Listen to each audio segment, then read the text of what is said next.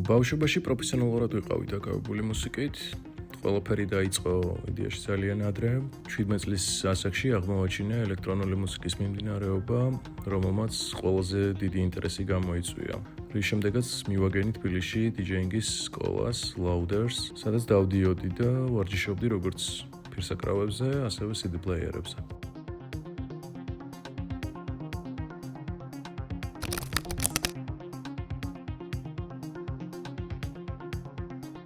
როგორც საქართველოში ალბათ ასევე ყველგან არსად არ არის მარტივი პროფესია და მოითხოვს ბევრ ენერგიას, შრომის რესურსს, დროს და ასევე გარკვეული ფინანსების ინვესტირებასაც.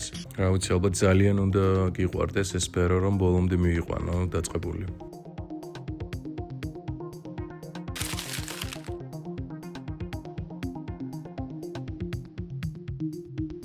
რაც შეეხება სტერეოტიპებს ქართულ დიჯეებზე, იმას ვიტყოდი, რომ იყო პერიოდი და შეგრძნება, რომ თითქოს ყველა ძიმე ტექნო მუსიკას უკრავდა და ეს ძალიან უცნაურად მეჩვენებოდა. თუმცა მე მგონი გამოვედით მაგარიდან და ეხლა უფრო იგრძნობა რაღაც მუსიკალური ჟანრობრივი მრავალფეროვნება, რაც ძალიან სასიამოვნოა და უფრო გამოხატავს თითქოს იდენტობას, ვიდრე მხოლოდ რაღაცა ტრენდებს და მოდას.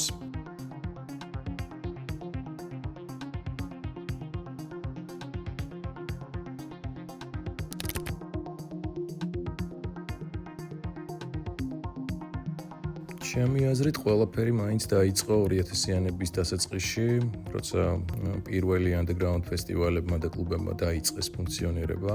კიკეთი Open Air, პირველი Open Air ფესტივალი იყო ესეთი, კლუბი ბერლინი, მაგრამ მაინც ალბათ ყველაზე დიდი როლი დაგარტა კაფე გალერი მოახდინა. მეც ამ ყველაფრის ნაწილი ვიყავი, ჩემს თვალწინ იზრდებოდა და ვითარდებოდა ეს სფერო. მე თვითონ ვარ რამოდენიმე ფესტივალის როგორც იდეის ავტორი, ასევე თანაორგანიზატორიც. შემდეგ უკვე დიდი კლუბების ერა დაიწყო.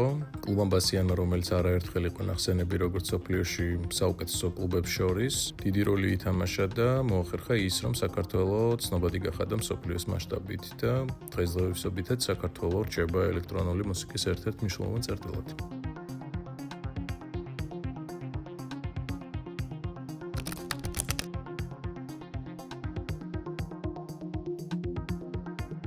უნდა გვახსოვდეს, რომ ევროპა ძალიან დიდია და ყველა ქვეყანას აქვს თავისი ენერგია და სული, რომელიც გამოარჩევს ყველას ერთმანეთისგან, ხო? ასევე მსმენელიც სალსახად განსხვავდება ჩრდილოეთ და სამხრეთ ევროპაში.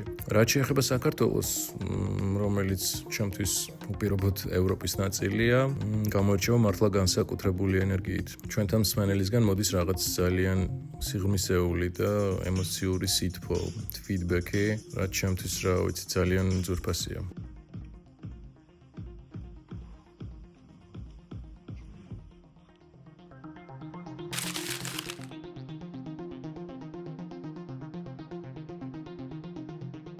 ბევრჯერ მიფიქრია სხვათა შორის ამაზე, ძალიან ბევრჯერ მქონია იმედგაცრუებაც, მაგრამ არასდროს დავხეულ ვარ უკან, რაც დრო გადის თითქოს კიდევ უფრო მიყვარდება ჩემი პროფესია და იმედი მაქვს, რომ გარემოცვა ყოველთვის შემიწყობს ხელს იმაში, რომ ღრმა ასაკშიც შევძლო და ვაკეთო ჩემი საყვარელი საქმე.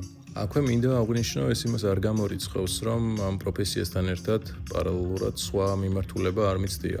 პირიქით, სულ ვცდილობდი სხვადასხვა მიმართულებით მემუშავა და მიმეღო გამოცდილება, რომელიც საერთოდ არ იყო კავშირში ჩემს პირველ პროფესიასთან. დღემდე ვცდილობ უფრო მეტი შევისწავლო და გავიზარდო, რომელიც კიდევ უფრო ხელშეუწყობს ჩემს მომდევნო პროექტებს და იდეებს. კულტურა კი არის და დარჩება ადამიანების მთავარ მამოძრავებელ ძალად.